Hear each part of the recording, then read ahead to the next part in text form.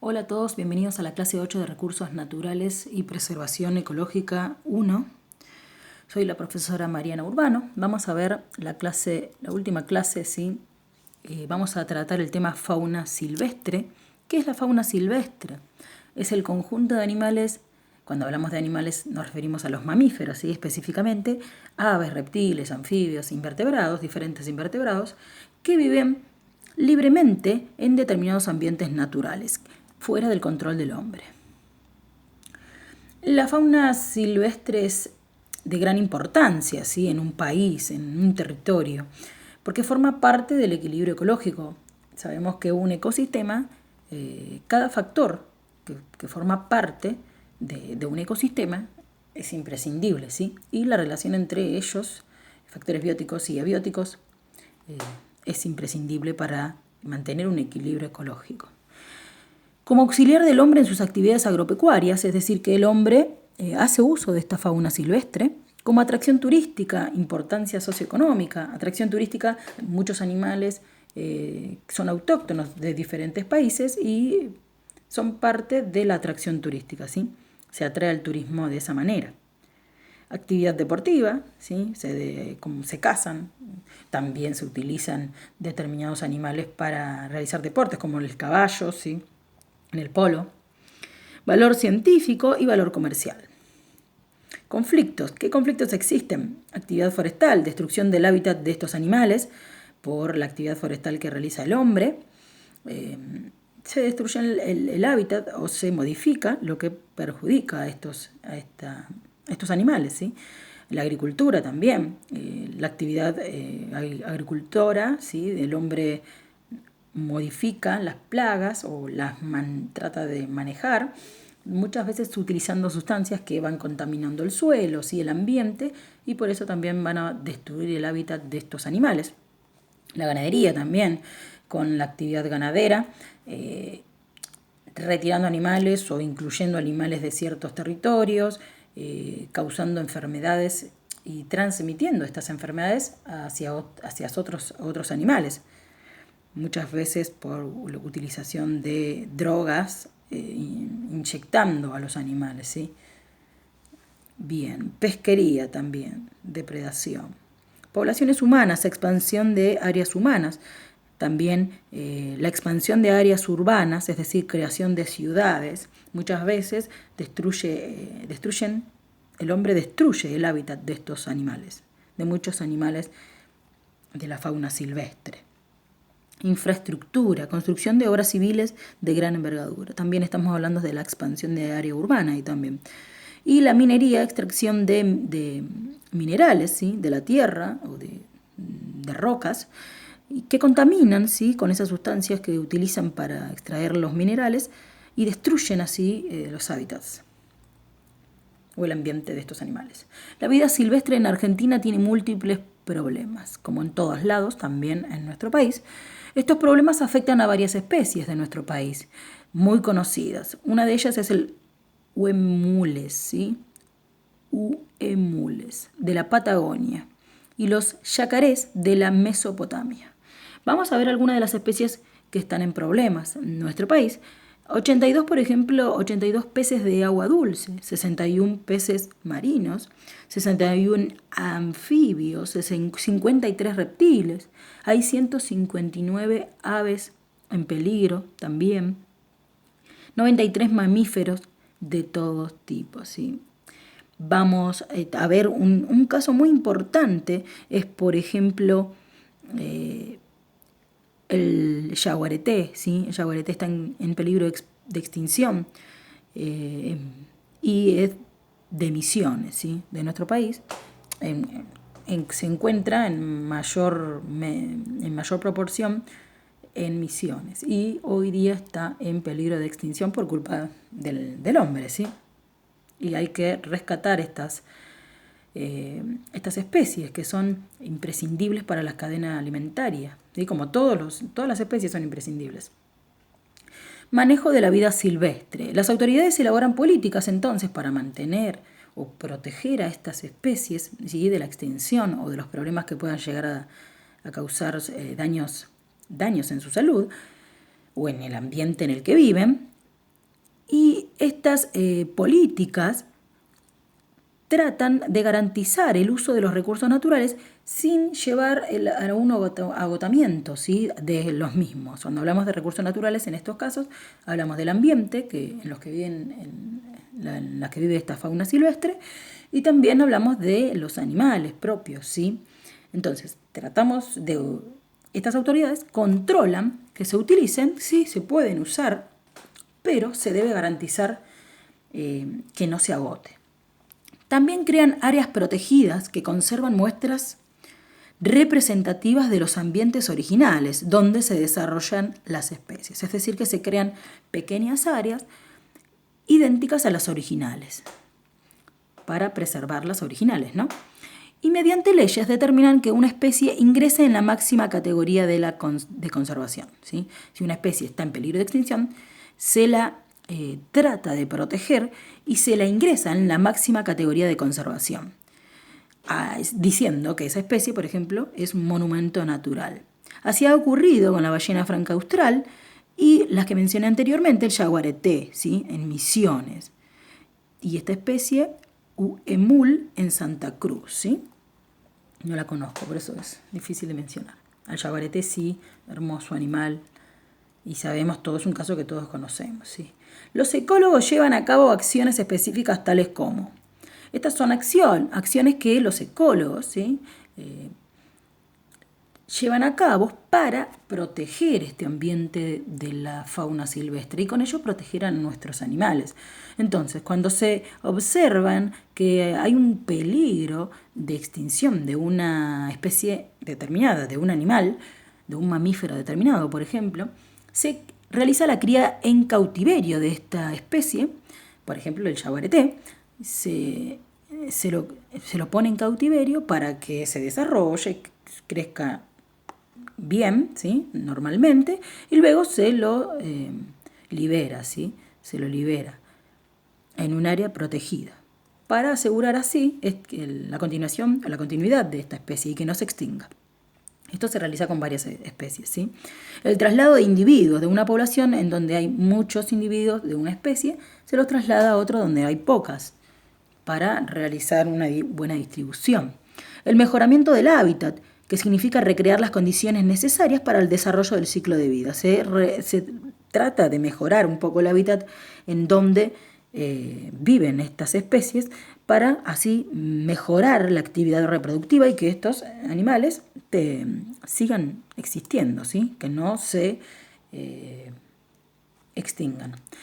Entonces, existen leyes. Una de ellas es la Ley de Protección a la Fauna Silvestre, promulgada en 1970. La ley presente habla sobre la protección, ¿sí?, la protección de estas especies y de los ambientes en los que viven, en los hábitats. Aprovechamiento racional de la fauna silvestre y de sus productos y el ejercicio de la caza, ¿sí? Estos temas trata. Otra ley es la Ley de Protección a la Fauna Silvestre. Artículo 2 considera como fauna silvestre a aquellos mamíferos, aves, reptiles, ¿sí?, y bratáceos, ¿sí?, que viven libremente y fuera de control del hombre en ambientes naturales y que no pueden ser objeto de ocupación sino por la fuerza, ¿sí? Estos son aquellos animales que viven en determinados ambientes naturales, pero que no pueden ser cazados, ¿sí?, que no pueden ser ocupados a la fuerza, obtenidos a la fuerza por la mano dura del hombre. No, deben vivir libremente, ¿sí? Son especies que viven en determinados territorios. También se considera fauna silvestre a aquellos animales de igual naturaleza que son amansados y domesticados, ¿sí?, por el hombre, pero que luego, posteriormente, recobran esa libertad nuevamente. Se entiende también por productos de la fauna silvestre a la carne, a lo que obtengo de la fauna silvestre, a la carne, los huevos, las pieles, cueros, plumas y demás productos de los animales señalados, que provienen de dichos animales, ¿sí? Están excluidos de esta ley los animales domésticos, como por ejemplo el perro, el gato, ¿sí? Son animales domésticos que normalmente nacen y se crían bajo el cuidado del hombre. Los animales acuáticos con respiración por branquias y los invertebrados también están excluidos de esta ley. ¿Cuáles de ellos pertenecen a la fauna silvestre?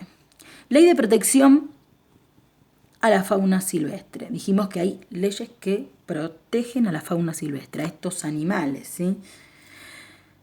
Sobre el aprovechamiento de la fauna silvestre, se explican las condiciones bajo las cuales se puede aprovechar la fauna silvestre, quiénes son los que pueden explotarla y quiénes ejercen la vigilancia sobre ellos, ¿sí? Sobre los que explotan esta actividad. Aquí se definen los tipos de cacería permitidos y las respectivas licencias que lo regulan, ¿sí? Estas son, entonces, las condiciones bajo las cuales se puede aprovechar la fauna silvestre. Quiénes controlan esta actividad y quiénes la vigilan, quiénes pueden explotarla, ¿sí? Hablamos de la caza, esto es importante, ¿sí? La caza o recolección de productos de fauna silvestre requiere licencia entonces de cacería, ¿sí? No puede uno andar cazando cualquier animal por cualquier lado. Uno debe tener licencia de cacería.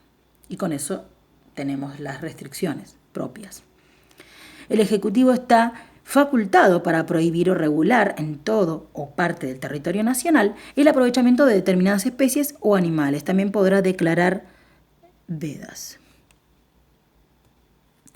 Muy bien. Sobre los tipos de cacería reglamentados por esta ley. ¿Qué cacerías se pueden realizar? Bueno, aquellas cacerías que sean con fines deportivos, con fines comerciales, con fines científicos, con fines de control de animales, ¿sí? Que sean perjudiciales para un territorio. No se puede incendiar, ¿sí? Con fines de caza. No se puede incendiar vegetación, un territorio para cazar, eso es obvio. Empleo de venenos, no se puede utilizar ni venenos ni explosivos, ¿sí? Que dañe a los animales o el ambiente. Cazar animales en sus nidos, tampoco se puede cazar animales en sus nidos, ¿sí? En cuevas o junto a las crías. Procedimientos de cacería prohibidos. Cazar durante la noche o con luz artificial. No se puede cazar durante la noche o con luz artificial. Durante el periodo comprendido entre las 7 p.m. y las 5 a.m. del día siguiente. Recoger o destruir huevos, refugios, nidos y cazar crías de animales silvestres. Vamos a cambiar de tema y vamos a hablar un poco, como está en el archivo, en el PDF. Quise cambiar de tema y tocar un poco este tema que es de la dinámica poblacional. Ya hablamos un poco de poblaciones, ¿sí? Sabemos que la población, llamamos población al conjunto de individuos de una misma especie, ¿sí? Pero cuando hablamos de dinámica poblacional, se refiere al movimiento de esta población, los cambios que tiene esta población, crece o no crece, ¿sí?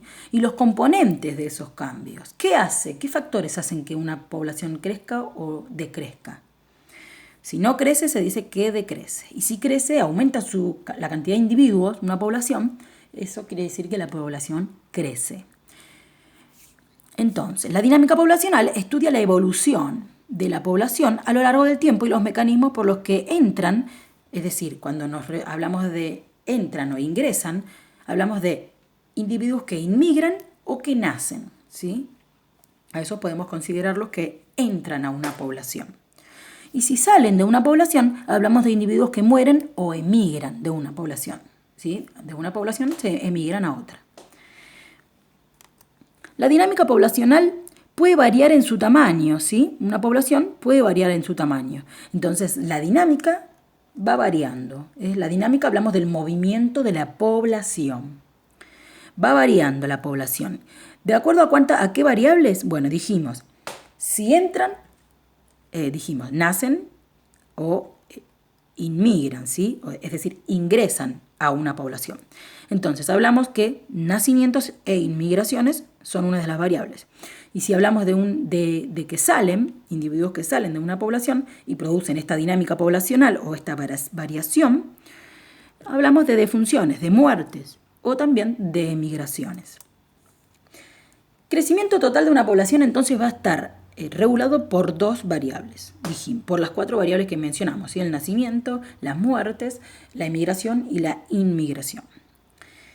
Pero entonces el crecimiento total se va a dar gracias a el crecimiento natural o vegetativo sumado o restado al saldo migratorio. Así es como se va a calcular este crecimiento total, si crece una población o no crece. Así se realiza el análisis de esta dinámica poblacional. Entonces, en el crecimiento natural o vegetativo se va a tener en cuenta, cuando hablamos de crecimiento natural o vegetativo, nos referimos a la natalidad menos la mortalidad, la cantidad de individuos que nacen menos la cantidad de individuos que fallecen en una población, me va a dar entonces el crecimiento natural o vegetativo. El total de individuos, ¿sí?, que forman parte de esa población. Saldo migratorio. Este corresponde a la inmigración menos a la emigración. La cantidad de individuos que ingresan en una población menos la cantidad de individuos que salen de una población, que emigran hacia otra. Para calcular el crecimiento real o total de una población, debemos saber entonces tanto el saldo migratorio, que es el que está debajo, como el crecimiento natural o vegetativo, ¿sí?, que me dará el crecimiento total. Entonces, el saldo migratorio es la diferencia entre los que salen, como dijimos anteriormente, emigrantes, y los que entran, inmigrantes, ¿sí? Es una resta. Y se expresa con la siguiente fórmula: emigrantes menos inmigrantes, como dijimos. Y ahí me dará el saldo migratorio, que utilizaré para calcular el crecimiento real de la población. ¿Cómo se calcula el crecimiento vegetativo o natural de una población? Bueno, se resta la natalidad menos la mortalidad. Cuando hablamos de natalidad, hablamos de el número de personas nacidas en un año por cada 1000 habitantes. Cuando hablamos de mortalidad, hablamos de la tasa de mortalidad, hablamos de número de personas que mueren en un año por cada 1000 habitantes, ¿sí? La cantidad de muertes en un año por cada 1000 habitantes. El crecimiento natural de una población es el balance, entonces, entre la cantidad de personas que nacen y las que mueren. Se hace un balance, se resta la cantidad de personas que nacen menos la cantidad de personas que mueren por año. Ese porcentaje me dará el crecimiento vegetativo o natural.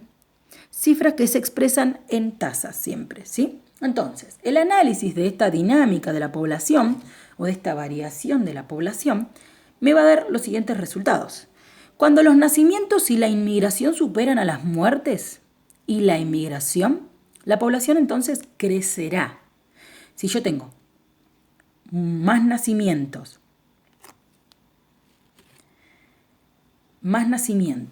que muertes y a su vez más individuos ingresando a una población que retirándose o saliendo de una población, que sería inmigración, esta población crecerá, ¿sí? Porque si nacen más personas y a su vez está inmigrando, llegando a más gente, entonces la población va a crecer, ¿sí? Cuando las muertes y la inmigración, que ahí estamos perdiendo individuos, superan a los nacimientos y a la inmigración, tengo más individuos que están saliendo de una población y a su vez tengo más fallecimientos, la población no crece, ¿sí?, sino que decrece, contrariamente, decrece, ¿sí? Esta población va a disminuir la cantidad de individuos. Cuando los nacimientos e inmigración, que tenemos cantidad de individuos aumentada, ¿sí?, son equivalentes a muertes y en migración, es decir, que tengo la misma cantidad de nacimientos que muertes y la misma cantidad de inmigración que de emigración, la población se va a mantener estable, no va a haber ni crecimiento ni decrecimiento. No va a haber cambio, no va a haber ninguna modificación en esa población. Bueno, hasta acá llegamos, quise repasar lo más importante. Nos vemos, saludos.